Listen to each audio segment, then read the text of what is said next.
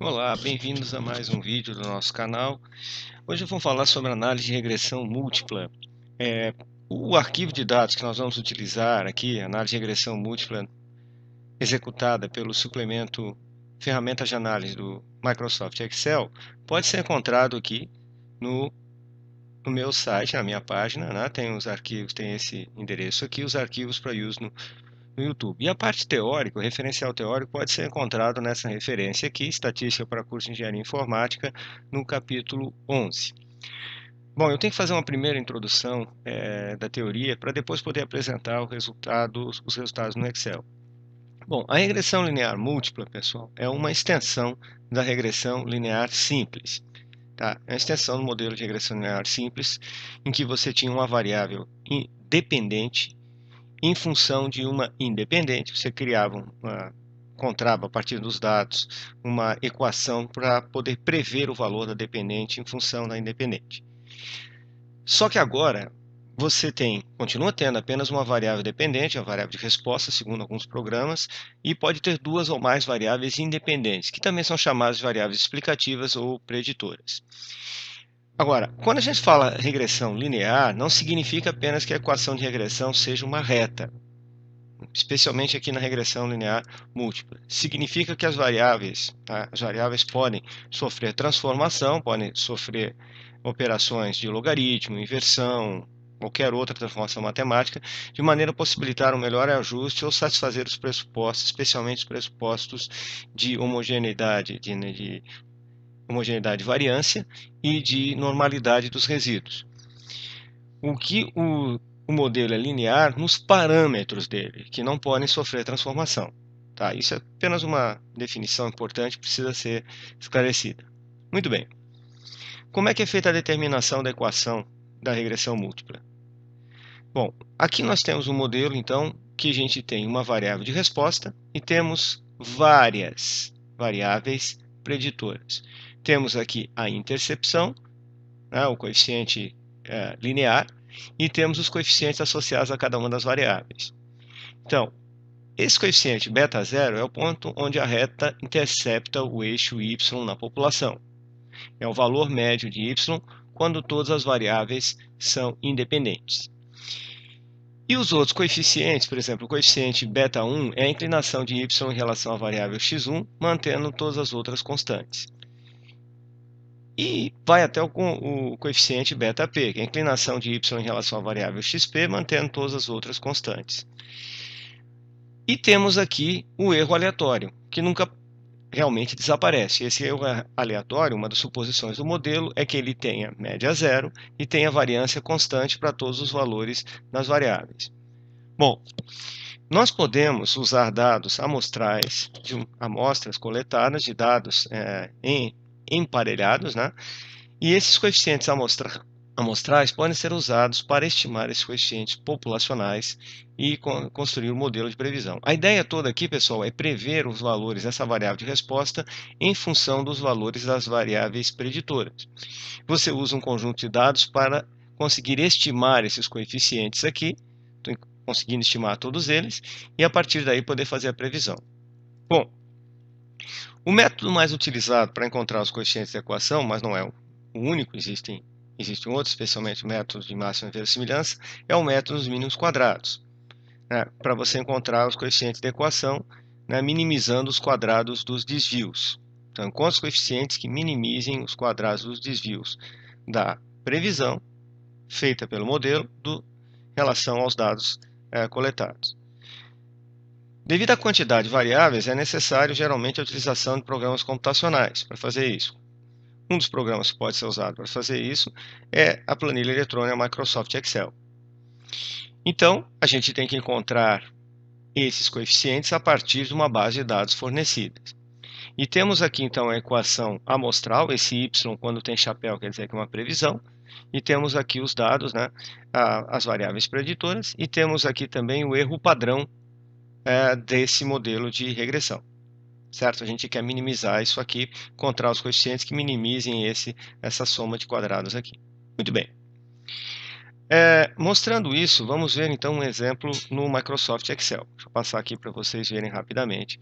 Esse conjunto de dados que está disponível lá na minha página, né, ele contém dados reais que foram coletados por um colega nosso de departamento, com informações sobre o 142, vejam aqui, ó, a gente tem 142 dados de referentes a automóveis. Já são dados um pouco mais antigos, a gente tem disponível no apêndice daquela referência que eu mostrei para vocês no primeiro slide. Nós temos o modelo do automóvel, o preço de revenda dele, o preço que ele tinha quando era novo, o tempo de uso em anos completos e a quilometragem percorrida pelo veículo em milhares de quilômetros. Então a ideia aqui, pessoal, é construir um modelo que permita prever o preço de revenda em função do preço novo do veículo, o preço quando ele era novo, do tempo de uso e da quilometragem percorrida. Ou seja, nós queremos obter um modelo de regressão linear múltipla aqui. Como é que a gente pode fazer isso no Excel? Nós temos esses dados aqui, é sempre recomendável, né, que você tenha uma quantidade suficiente de dados. Quanto mais variáveis você tiver no teu modelo, mais dados você vai precisar. Não existe assim uma regra, mas pelo menos se imagina que você tem um número de dados 10 vezes superior ao número de variáveis. Então aqui a gente tem 1, 2, 3, 4 variáveis, a gente precisaria ter pelo menos 40 observações, né, para poder fazer a análise. E a gente tem aqui 142, é mais do que suficiente para tentar mostrar para vocês como funciona esse modelo de regressão. Bem, como é que a gente pode fazer isso no Excel? A gente tem que ir aqui no menu Dados e tem que observar se está disponível esse suplemento análise de dados. Se ele não estiver, se não estiver aparecendo aqui, você pode ir na página inicial e depois aqui em Arquivo e procurar em Opções. E aqui em Opções, você vê essa opção de Suplementos. E aqui embaixo tem a parte de Gerenciar Suplementos do Excel. Se você apertar aqui em Ir, vão aparecer os suplementos do Excel disponíveis e os que estão marcados já estão instalados. Nesse caso aqui, no meu computador, já está instalado as ferramentas de análise. Se não estiver, basta você marcar e clicar OK, e aí ele vai instalar lá no menu Dados. Então vai aparecer para você aqui no menu Dados. Muito bem. Então agora se a gente quiser fazer a regressão, observem que eu deixei o cursor aqui numa área vazia da planilha. Vou deixar isso aí porque é importante deixar numa área vazia. Eu vou clicar então aqui em Análise de Dados e vocês vão ver que há uma série de técnicas disponíveis. Tem técnicas de análise de variância, correlação, covariância, estatística descritiva, ajuste exponencial, certo? Você vai descendo um pouquinho aqui e temos a técnica de regressão. Tá? Essa técnica nós vamos utilizar. Vamos dar um OK aqui e aparece esse menu. Então observe, aqui é muito importante entender o seguinte: a variável aqui, a intervalo y de entrada, vai ter uma coluna apenas que você vai colocar ali. Mas no intervalo x de entrada, você vai querer colocar todas as variáveis preditoras. Então as preditoras têm que estar umas do lado da outra aqui.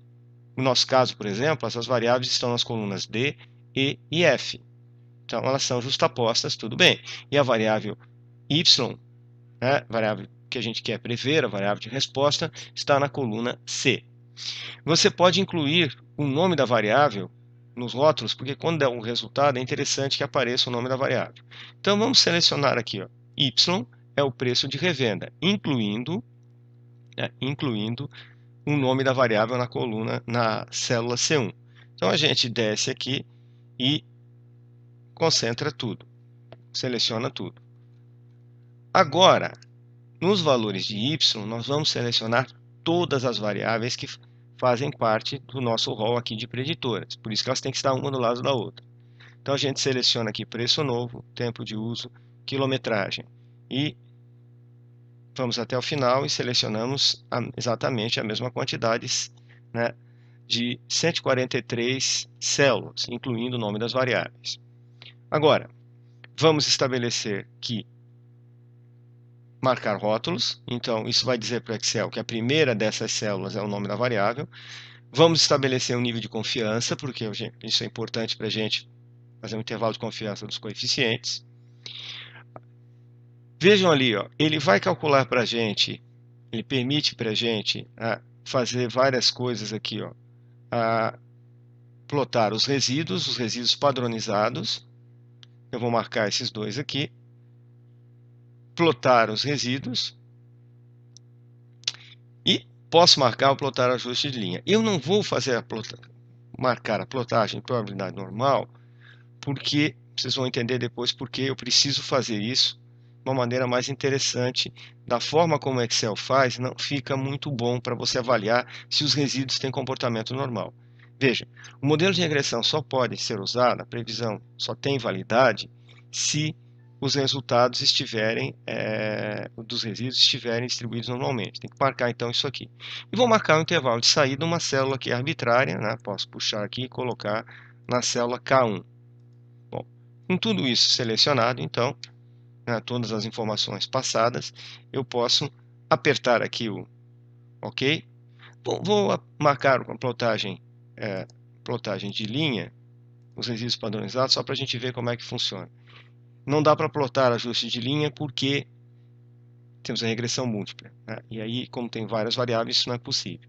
Vamos dar um OK aqui, e aqui está o resumo dos resultados. Agora que vem a parte interessante. Vamos dar uma olhada aqui para vocês. Tem os gráficos aqui, né? E eu vou só ajeitar aqui um pouquinho, certo? Temos os resultados aqui obtidos na tabela de análise de variância. Vou puxar esse gráfico para cá, esse outro gráfico para cá, esse outro gráfico para cá.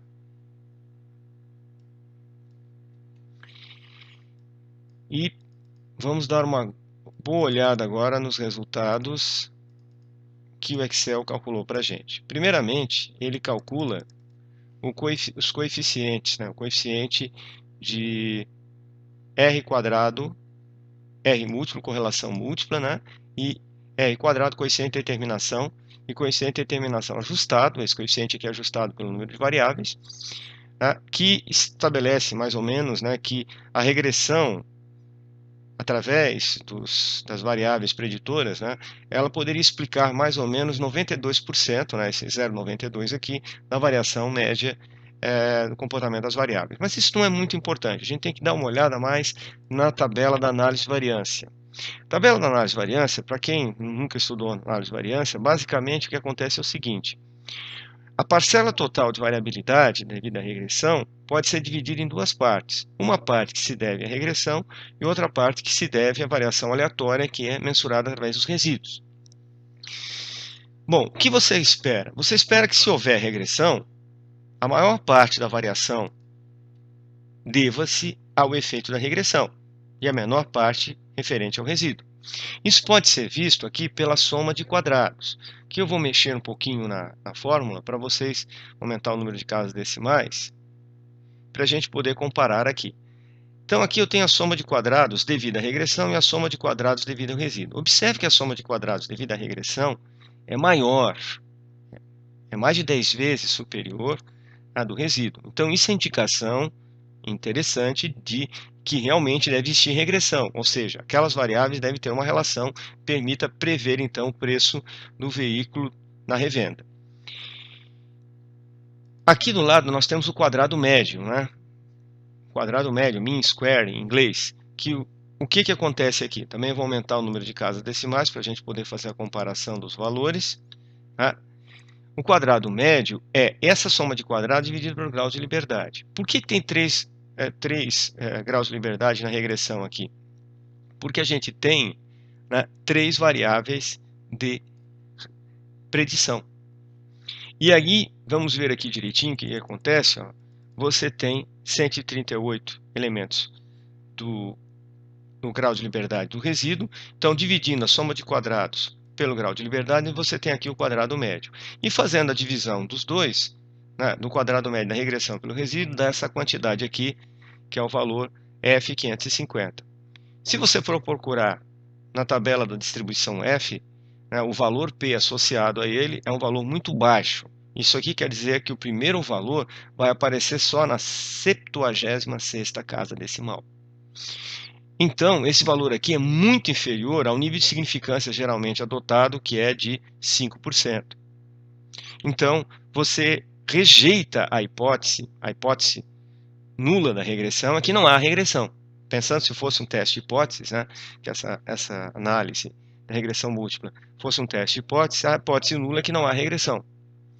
Então, aqui o que acontece? Você rejeita essa hipótese com bastante folga. Esse valor aqui é muito menor que o nível de significância. Existe regressão. Então, vocês sabem que aquelas variáveis estão influenciando o resultado do preço de revenda. Agora, nós vamos segmentar isso e observar quais daquelas variáveis têm efeito, que pode ser que só uma delas tenha.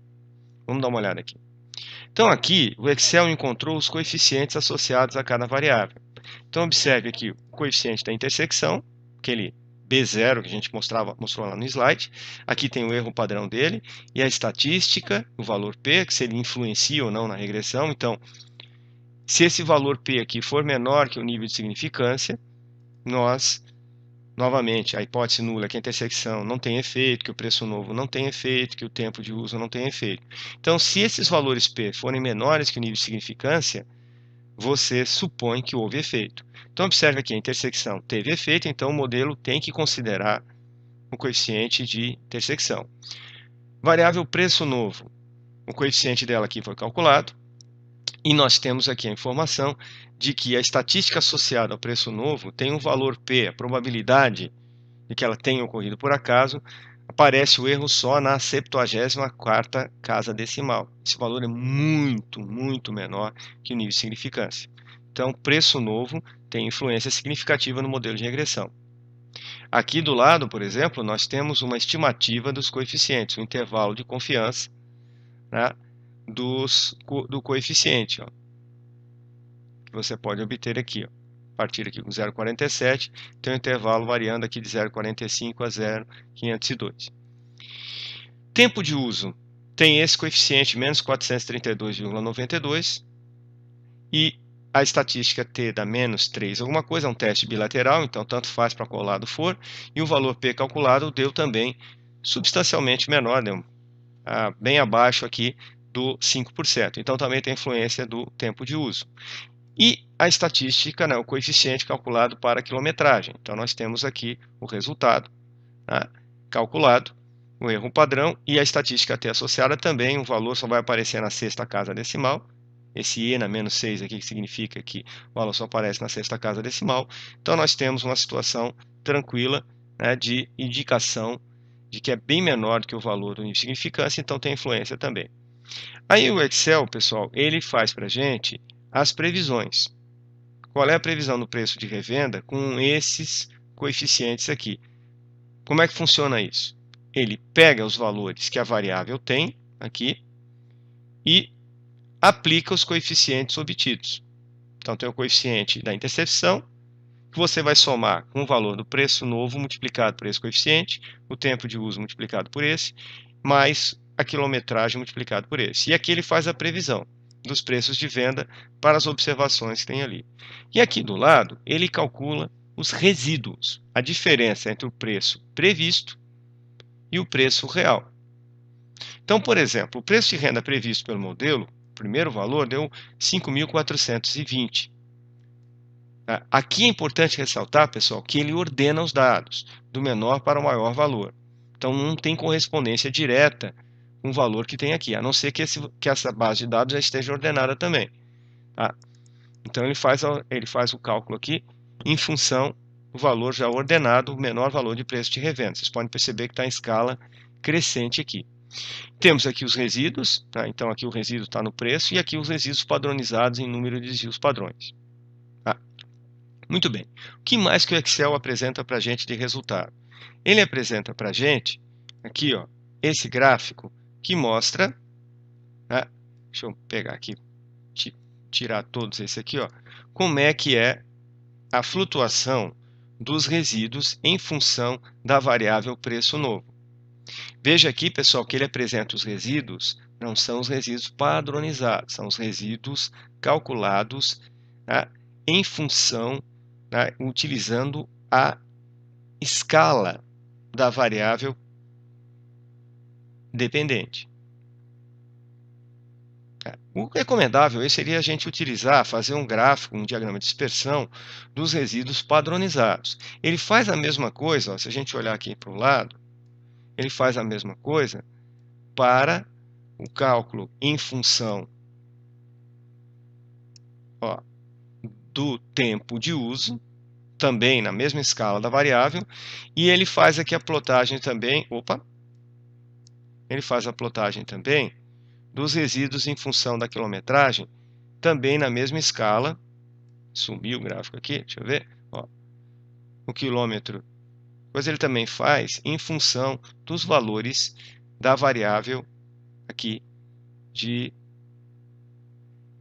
resposta. Bom, o que a gente espera nos resíduos, pessoal? Nós esperamos que os resíduos tenham um comportamento aleatório. E o que eu vou fazer aqui? Eu vou fazer o seguinte, eu vou apresentar os resíduos em função, os resíduos padronizados, em função dos valores previstos pela variável. Vou fazer um diagrama de dispersão aqui numa área vazia da minha planilha. Vou pedir para inserir aqui o diagrama de dispersão. Ele está vazio, por isso posso inserir sem problemas. E quem não sabe, quem nunca viu como construir um diagrama de dispersão, pode procurar lá no meu canal que tem um vídeo sobre isso. Então eu vou pedir aqui para adicionar no eixo X os valores previstos de revenda pelo modelo de regressão, e no eixo Y eu vou colocar os resíduos padronizados. Opa, tem um erro aqui de edição, a gente tem que ir até o final, pegar os resultados. Vamos subir de novo. E a gente tem aqui uma situação interessante para mostrar para vocês. Ó, esses aqui são os resíduos. Muito bem. Os resíduos padronizados, ou não, vamos até mexer na escala para ficar tudo igual, porque aqui a escala vai de -4 até 3 desvios padrões. Vamos padronizar para ficar 4 desvios padrões, de -4 até 4 desvios padrões. A gente mexe aqui na escala, vou matar o eixo e pronto. Temos a escala agora ordenada. O que está acontecendo aqui, pessoal? Os resíduos têm que ter o seguinte comportamento. Eles têm que ter distribuição normal, que a gente já vai fazer um gráfico utilizando as informações aqui, e eles têm que ter variância constante. Para todos os valores da variável dependente previstas, eles teriam que ter variabilidade constante. Bom, os resíduos padronizados aqui, eles não estão se comportando de uma maneira muito apropriada. Aqui no início, eles têm digamos, uma determinada variabilidade, e à medida que os valores vão aumentando, nós temos uma maior variabilidade dos resíduos. Estão reparando que está abrindo. Isso tem um nome, é chamado de heterocedasticidade. Em outras palavras, que a variância não é constante. À medida que modificam-se os valores da variável de resposta, a variabilidade dos resíduos modifica-se. Isso aí é um grande problema, porque uma das suposições do modelo de regressão múltipla é que a variância é constante. Uma outra questão importante é que esses resíduos têm que ter um comportamento normal. A gente tem que construir um gráfico de probabilidade normal.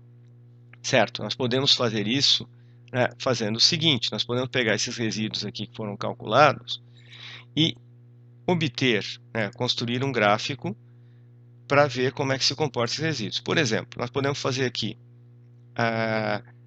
obter a ordem dos resíduos para obter a probabilidade esperada. Também, quem não sabe como construir um gráfico de probabilidade normal, procurem lá no meu canal, que tem um gráfico específico, tem um vídeo específico sobre isso.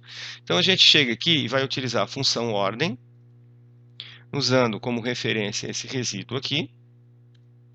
A gente vai pegar, quer saber em que posição esse resíduo está. Aqui vai acontecer o seguinte, vai acontecer um negócio muito interessante. Como já está ordenado, o Excel já ordenou, nós vamos ter uma situação interessante. Ele ordenou bem na verdade, ordenou esses pontos aqui. Aqui não está ordenado. Então, eu tenho que transformar essa base aqui em referência absoluta. Então, a gente aperta F4, seleciona, aperta F4. E eu quero ordem crescente. Então, a gente coloca, né, o valor 1. E eu tenho ordenação aqui, então. É só clicar aqui, né, puxar o cursor para cá, clicar 2 vezes. E você tem os dados ordenados. E a probabilidade observada, né? Eu vou pegar essa ordem e dividir pelo número de dados. Eu tenho 142 observações, então eu tenho a probabilidade acumulada até a posição 38, que corresponde a esse resíduo, de 0,2676, ou seja, 26%. Clicando aqui, eu tenho todas as probabilidades calculadas. Agora, para construir o modelo, eu tenho que calcular a média dos resíduos. Então, a média aqui dos resíduos, usando a função média, é só pegar esses 142 resíduos aqui. Da M27, eu ponho aqui, se eu selecionar todo mundo, eu usar as teclas Ctrl, Shift, Down, eu selecionei todo mundo. Voltando aqui para cima, tenho a média calculada, deu 2,29 vezes 10 na menos 12, praticamente zero. Bom, então nós esperávamos isso, né, que tivéssemos esse tipo de comportamento com os resíduos próximos de zero. Agora vamos calcular o desvio padrão dos resíduos. Lembrem-se que é uma amostra, então se é uma amostra eu posso usar a função desvpad, né, essa função que existe em qualquer versão do Excel, então a gente pode usá-la, né, e eu faço então o cálculo aqui dos resíduos, e o padrão dos resíduos, seleciono todo mundo, e tenho o desvio padrão dos resíduos de 1075. Muito bem. Agora eu vou calcular, vou puxar mais para cá esse gráfico, né, aqui. E vou calcular aqui o que a gente chama de probabilidade esperada. O que é isso?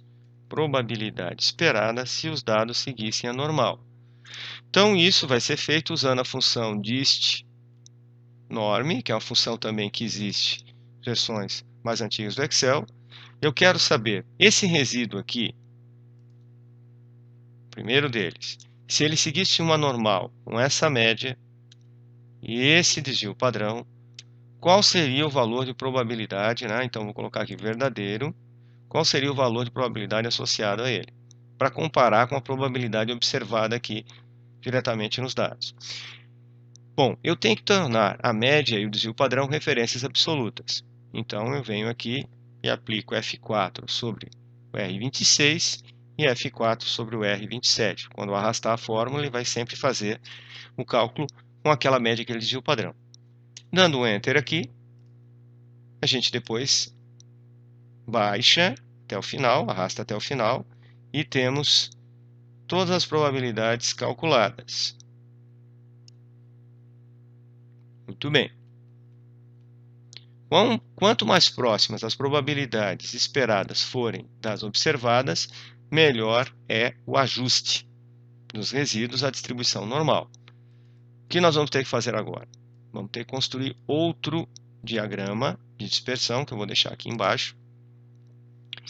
Vou pedir então para o Excel para inserir outro diagrama nessa área vazia. Vou puxar para cá.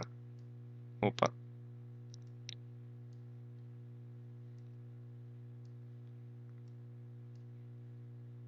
Vamos aumentar ele um pouco para vocês poderem enxergar melhor. E vamos selecionar aqui o seguinte, selecionar os dados. Adicionando no eixo X, vamos colocar a probabilidade observada. Probabilidade observada aqui, os 142 medidas, né, as probabilidades calculadas com base nos dados, sem supor nenhuma frequência acumulada, sem supor nenhuma distribuição. E no eixo Y, a probabilidade esperada, supondo que os resíduos seguissem uma distribuição normal com aquela média que ele desvio padrão, calculados a partir dos próprios resíduos. Muito bem. Fazendo essa operação, a gente dando um OK, vamos procurar aqui então o nosso diagrama. Então temos o diagrama aqui. Reparem que a escala, o Excel colocou uma escala indo até 1,2, não existe probabilidade acima de 1, então a gente vai mexer na escala, basta selecionar o eixo, clicar 2 vezes sobre ele para formatar. Então vamos colocar aqui 1, o eixo vertical também, né? Ele já apareceu ali 1,2, a gente faz 1, certo? Temos então a distribuição e a gente, quando faz um gráfico de probabilidade normal, a gente seleciona os dados e pede para adicionar uma linha de tendência. Por exemplo, uma linha linear, mas uma linha linear cuja intersecção passa pelo zero. Para ficar mais visível para vocês, eu vou trocar aqui, eu venho aqui em linha de preenchimento e vou trocar a cor da linha.